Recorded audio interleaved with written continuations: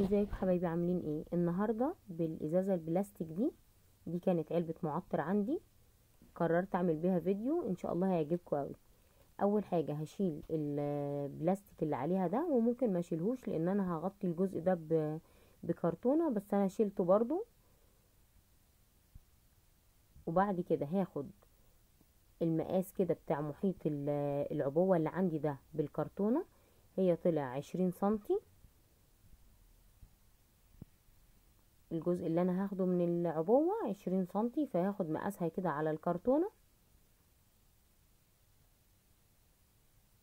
وبعد كده هبدأ اقصه، بس انا حبيت اخد المقاس ايه الاول. هبدأ اقصه كده بالمقص. الفكرة سهلة وبسيطة واي حد هيقدر يعملها. هبدأ بعد كده ابل الكرتونة كده بمنديل او بقطعة قماش، او ممكن ارشه ببخاخة المية اللي بنستخدمها للمكوى دي، بس انا استخدمته بمنديل وبليته.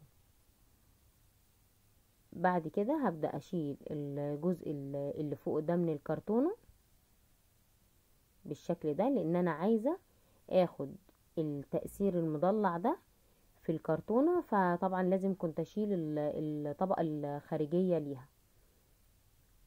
وطريقة شيلها زي ما انتم شايفين سهلة خالص، ما فيهاش اي مشكلة.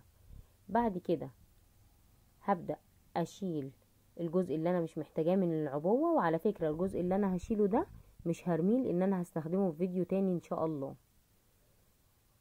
العبوة البلاستيك بتاعها طلع تقيل شوية، فانا حاولت بقى ان انا اشيله شوية بالكتر وشوية بالمقص. المهم في الاخر اتشال.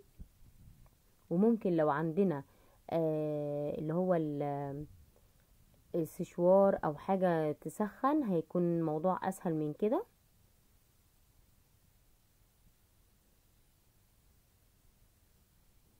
بعد كده انا خلاص كده هفصل بقى الجزء ده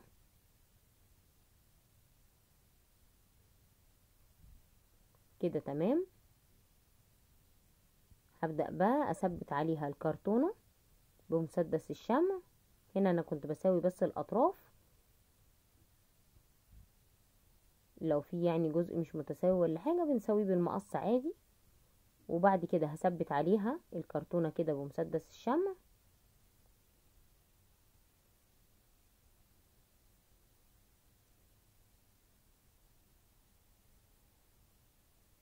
بالطريقة دي. واي جزء زيادة بقى خلاص كده بعد ما هثبت في الاخر هقوم شايلاه بالمقص واثبت النهاية كده عشان تبقى تمام معايا.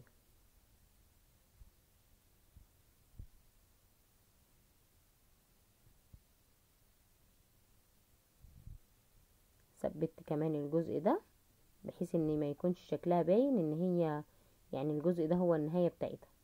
دي كانت الوان عندي. الاول بدأت ادهن بيها كده زي ما هي، لقيتها تقيلة قوي ومش ماشية معايا في التلوين زي ما انتوا شايفين كده. ولقيت نفسي ان انا هستخدم منها كمية كبيرة عشان اغطي الكرتونة اللي عندي كلها. فقمت مزوداها بعد كده بحبة مية صغيرين خالص زي ما هتشوفوا دلوقتي.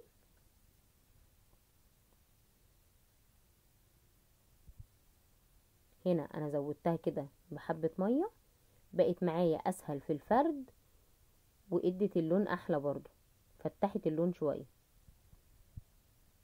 بالطريقة دي كملت بقى وبقت اسرع كمان، يعني عشان بيتفرد معايا بسهولة طبعا اللون، فانجز معايا يعني.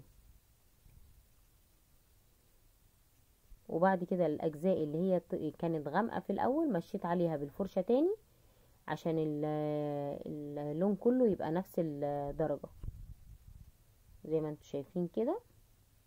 الفكرة سهلة خالص وبسيطة ونقدر نعملها بدون اي تكلفة خالص. وممكن لو مش متاح عندنا الالوان نسيب الكرتونة بلونها عادي، هي لونها جميل برضو يعني عادي زي ما يكون لون بني. فلو مش متاحة الالوان نسيبها عادي. الشريط ده انا جبته من عند الموان، البكرة كبيرة وسعرها مش غالي برضو، في منها الفضي والذهبي. هبدأ اثبتها كده في الجزء اللي فوق وزي ما عملت فوق هعمل برضو في الجزء اللي تحت ده. طبعا اللون الفضي مع الازرق مدي شكل حلو قوي.